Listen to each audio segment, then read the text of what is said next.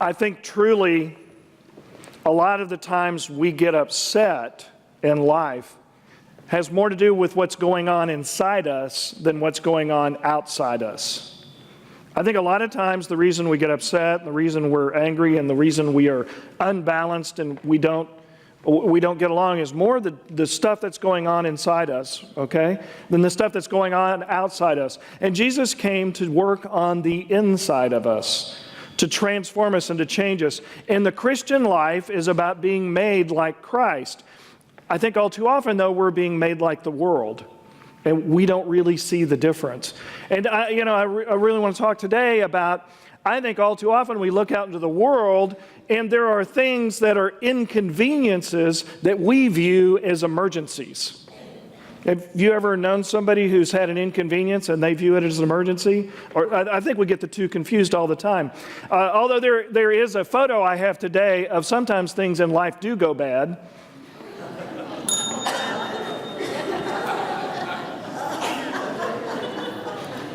For those of you who figured that out now, we'll just move on. I will say there are times when things just go badly, right? Things just go badly. But I think all too often we become overly dramatic because we let the world upset us when it's really just a minor inconvenience or an inconvenience. We were just talking about Scout Camp, and as we were talking about Scout Camp, it reminded me of quite a few years ago, I went through OA, which is Order of the Earl, which is Honored Campers Association, and you spend a weekend in an ordeal where they take you and you aren't allowed to speak for the weekend.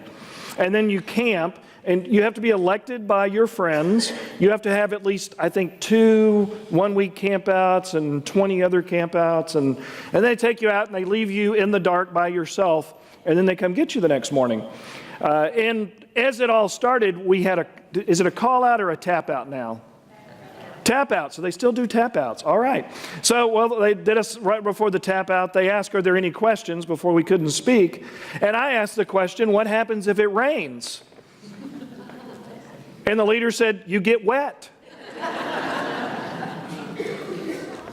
True story, because it was kind of drizzling and we were down in Conroe, so Conroe, it rains quite a bit because we're right down on the coast.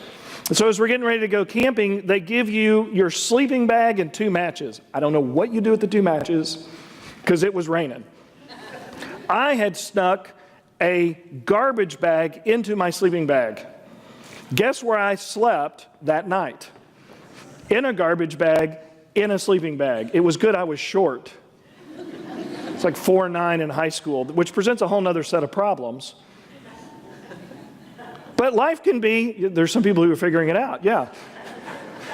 If you have a smart mouth and a short body, things can go badly. Now you got it. So, our friend Paul, in this particular passage in 2 Corinthians says, we view this as minor troubles. Later in 2 Corinthians, he points out what has happened to Paul. He was lashed 40 times minus 1, 5 times. He was beaten with a rod 3 times. He was shipwrecked several times, spent a day and a night in the open sea. He was snake bit. I mean, just go to the 11th chapter. There is a whole list of everything that happened to this man. And I have this question. He says minor problems? You know what you get where I'm going here. He says these are minor problems in view of what is being done inside us. There is something so great that is being done inside of us that this is viewed as a minor problem. But I think all too often we get a little bit panicky. We get a little bit upset. We go around in a bad mood when in fact we shouldn't, because we already have Christ in us. I don't think the gospel is just about getting us into heaven. It's about getting heaven into us so that we live it in the here and now. So Christ comes to transform us. As some of y'all know, I've finished my private pilot's license, and there's a lot of training that takes place in that. And afterwards, they say your learning really begins after you get your license. My wife's been flying with me. She'll attest to that, that there are some things I'm still learning. And she learned one the other day with me in the plane, but that's a whole nother story. But I read articles about safety so I can find out, what are the dangers? Where can things go wrong? How badly can it go? And one safety expert said, all too often we confuse emergencies with inconveniences. And let me tell you and explain to what he was talking about. He said, look, if the wings fall off your airplane, that's not an emergency. That's a certainty. You're going to be with Jesus right now. No sense in worrying about that. And then he went on to talk about emergencies, and he said, we call things emergencies all the time. He goes, look, if the engine quits running, and you know how to land it, and there's a place that you can reach where you can land it, that's not an emergency either. You've had the training, you know how to do it, it's just going to be inconvenient that day. He said an emergency is when something happens and you don't have the training and you don't know how to do it, and now you have an emergency. He said all too often in life, you need to learn that you have trained for things and you're capable of handling it. Those are some good words for us Christians. The Southwest Airlines flight the other day, y'all probably saw it in the news, where the engine exploded. Shrapnel went through the plane. One person was killed. And they interviewed the pilot afterwards. Did y'all see her interview? And she was incredibly calm. She did a great job. She flew the plane to another airport, landed it, and acted like, she goes, well, it was our training. I will tell you that commercial airline pilots spend a lot of time every 6 months in simulators practicing those exact maneuvers. They practice them all the time, and they practice them in simulators because you don't want to try it in a real plane because things can go wrong. So she was well practiced, but one of the things that was really interesting in the interview was this was the first time that crew had ever been together. It was their first time to ever fly together, and on that first flight, not too long into it, all of a sudden they had an emergency, which they did, and it was so loud they could not hear each other. Yet they still had to work as a team. And then they went on to say about how they had become a team that particular day because that morning they had gotten together and they had already done a devotional together. They had gotten together that morning and studied the Word of Christ. Folks, in life, there are going to be things that go wrong. Anybody have things go wrong in their life? I sometimes want to ask, does anything ever go as you plan it? There are inconveniences and there are emergencies. And I think the more we are prepared in Christ, the more we are ready to be able to deal with the inconveniences that take place in life. And in those inconveniences, I think often we find Christ in the middle of those. When Deb and I were moving to Wilmore, Kentucky, we finished loading the U-Haul, and we got the largest U-Haul we could. We had some guys help us load it. And when they finished loading it, they patted me on the back and said, good luck. They said, because you're overloaded. They said, you might not want to get in a hurry. And in fact, not only was the truck loaded, we had a trailer on it with a car loaded on that. So it was this whole thing. So I had scheduled out when we were going to get to Kentucky. It was about a 2-day trip. And guess how that schedule went in a truck that has too much weight on it? You know they won't go that fast, which is probably a good thing. So we arrived in the Wilmore, Kentucky area, and if you've never been to there, they don't have a freeway that goes to Wilmore. It's all backcountry roads in Kentucky that swerve around and they go through the hills. And they're technically one lane. They don't even put a stripe down the middle to kid you. They're about the width. Right, honey? Yes, see? There are some of you who asked later, is he telling the truth? And Deb usually says yes. So we're driving down this road. By the time we got all the way there, it was dark. We'd been to Wilmore for a total of 2 days before 2 days ever. So we're driving in the dark with a U-Haul, with a trailer behind it, down one-lane roads that have rock fences on each side, swerving around. And did I mention it was raining? And the windshield washer fluid had run out, and it was just that kind of mist enough to make the mud stick on the windshield. Y'all know what, so I'm trying to look, and I missed the turn to go to Wilmore, and I was on the wrong farm to market road, and finally I just stopped. Got out and went and talked to Deb about it and said, Deb, we're lost. And she said, I know.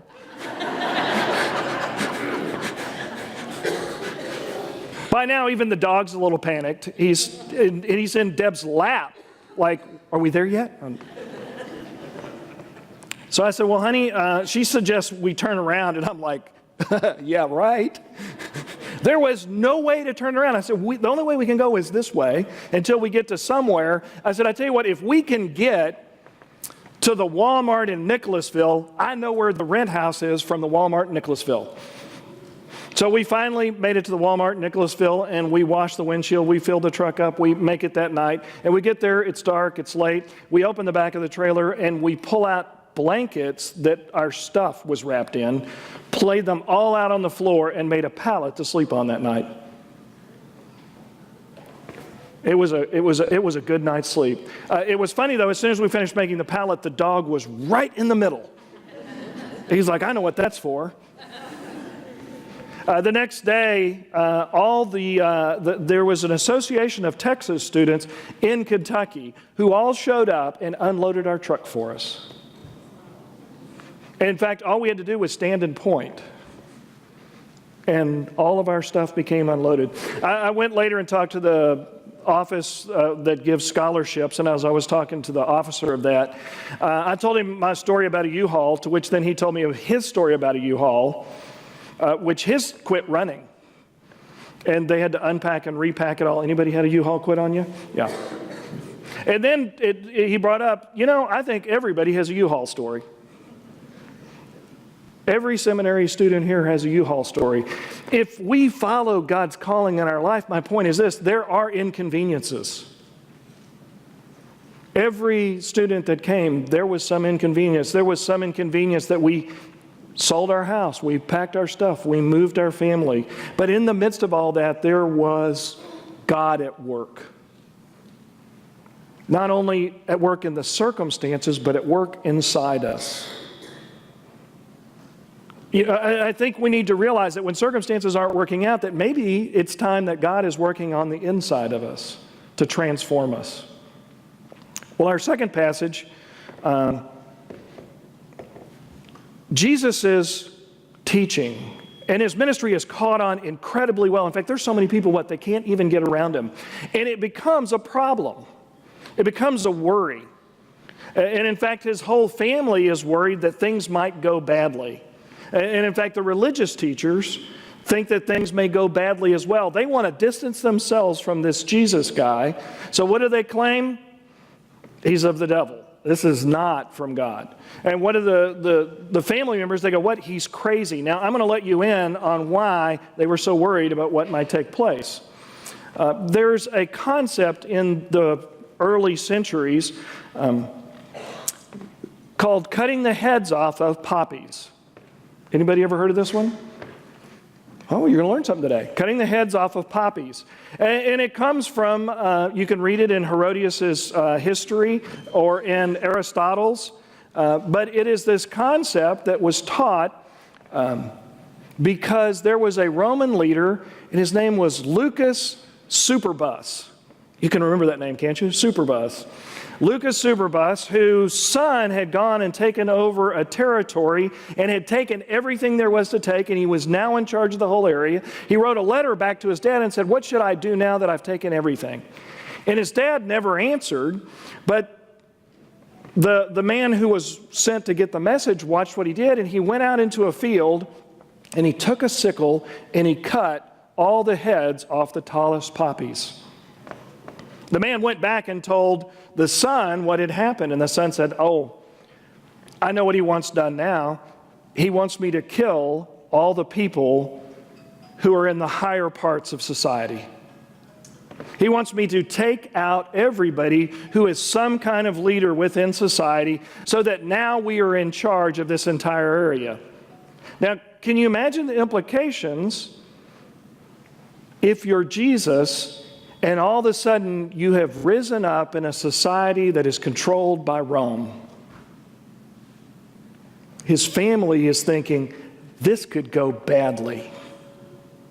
This could go wrong. In looking at what the circumstances were going on, and I don't know about your life, but when I look out at circumstances, sometimes I think, this may not go well. And I became worried, and I start to not do what I should do. But what does Jesus say? He said, who is my family? It's not the people out there who are worried about this going badly. It's those who are here doing my commandments.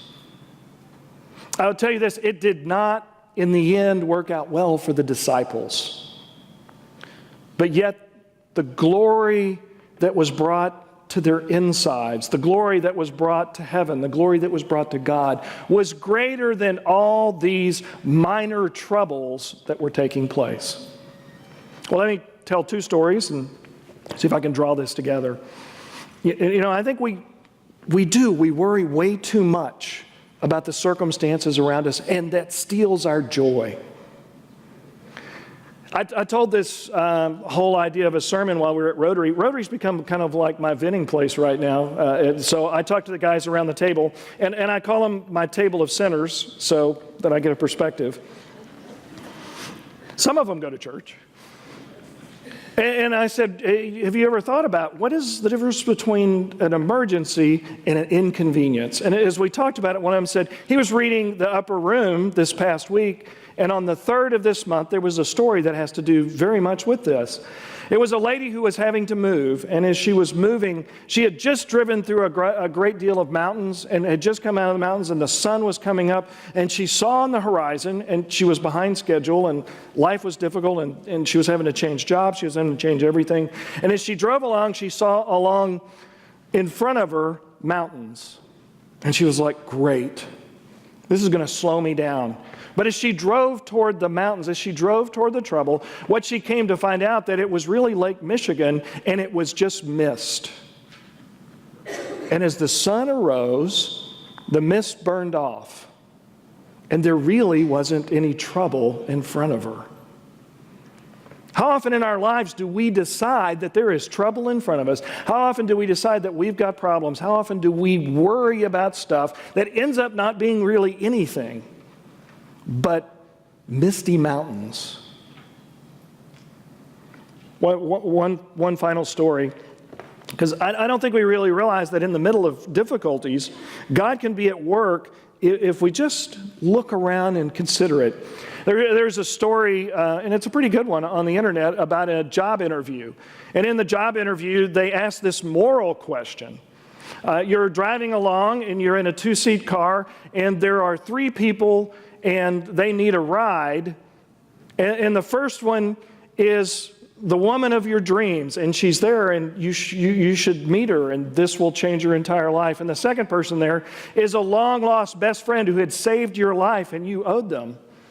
And the third one was a little old lady who was very sick and needed to go to the hospital. And so they asked this question because they wanted to know, morally, what do you like? Are you somebody who helps somebody in distress? Are you somebody who's really loyal, or are you out for yourself? So they had multiple responses, and then finally they got one of the best responses ever. A young man said, well, what I would do is I would give the keys to my friend and let him drive the lady to the hospital, and I would stay behind with the woman of my dreams.